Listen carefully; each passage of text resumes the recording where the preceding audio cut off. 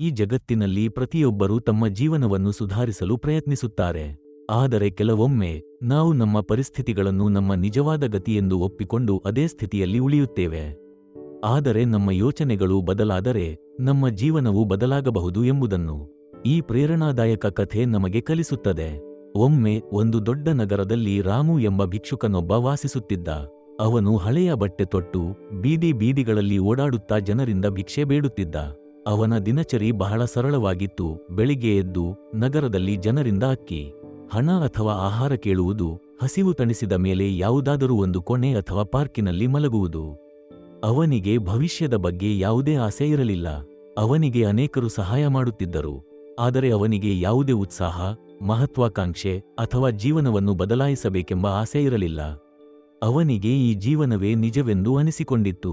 ಒಂದು ದಿನ ಬಿಳಿ ಗಡ್ಡದ ವೃದ್ಧನೊಬ್ಬ ರಾಮುವ ಹತ್ತಿರ ಬಂದನು.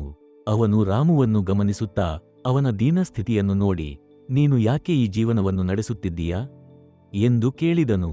ರಾಮು ಕಣ್ಣು ಕೆಳಗೆ ಹಾಕಿ ಉತ್ತರಿಸಿದ, ನಾನು ಬಡವನಾಗಿ ಹುಟ್ಟಿದ್ದೇನೆ, ನಾನು ಬದಲಾಯಿಸಲು ಏನೂ ಸಾಧ್ಯವಿಲ್ಲ, ನನ್ನ ಗತಿಯೇ ಇದು. ಆ ವೃದ್ಧನಿಗೆ ರಾಮುವ ಉತ್ತರ ಕೇಳಿ ನಗು ಬಂತು. ನೀನು ನಿನ್ನ ಯೋಚನೆಗಳನ್ನು ಬದಲಾಯಿಸಿದರೆ ನಿನ್ನ ಜೀವನ ಬದಲಾಗಬಹುದು ಎಂದನು. ಅವನ ಕೈಗೆ ಒಂದು ಚಿಕ್ಕ ಕಾಗದವನ್ನು ಕೊಟ್ಟು, ನೀನು ಇದನ್ನು ಪ್ರತಿದಿನ ಓದು ಎಂದನು. ರಾಮು ಚರ್ಚೆ ಮಾಡದೆ ಆ ಕಾಗದವನ್ನು ತೆಗೆದುಕೊಂಡನು. ಅದು ಬಹಳ ಸರಳ ವಾಕ್ಯಗಳನ್ನು ಒಳಗೊಂಡಿತ್ತು. ನೀನು ಬದಲಾಯಿಸಬಹುದು, ನೀನು ಶಕ್ತಿಶಾಲಿ, ನಿನ್ನ ಯೋಚನೆಗಳನ್ನು ಬದಲಾಯಿಸಿದಾಗ ನಿನ್ನ ಬದುಕು ಬದಲಾಗುತ್ತದೆ. ಆ ದಿನದಿಂದ ರಾಮು ಪ್ರತಿದಿನ ಆ ವಾಕ್ಯಗಳನ್ನು ಓದಲು ಪ್ರಾರಂಭಿಸಿದ. ದಿನಕ್ಕೊಂದು ಸಲ ಅವನು ಆ ವಾಕ್ಯಗಳನ್ನು ಓದಿದಾಗ ಮನಸ್ಸಿನಲ್ಲಿ ಹೊಸ ಚಿಂತೆ ಮೂಡತೊಡಗಿತು. ನಾನು ಏಕೆ ಬದಲಾಯಿಸಬಾರದು? ನಾನು ಏನಾದರೂ ಮಾಡಬಹುದೇ? ಅವನು ಕೆಲಸ ಹುಡುಕಲು ನಿರ್ಧರಿಸಿದ. ಆದರೆ ಯಾರೂ ಅವನನ್ನು ಕೆಲಸಕ್ಕೆ ತೆಗೆದುಕೊಳ್ಳಲಿಲ್ಲ. ಹಳೆ ಬಟ್ಟೆ, ಮುದ್ದಾದ ಮುಖ ಮತ್ತು ಭಿಕ್ಷೆ ಬೇಡುವ ಹಿನ್ನೆಲೆ, ಇವುಗಳಿಂದ ಅವನಿಗೆ ಕೆಲಸ ಸಿಗಲಿಲ್ಲ.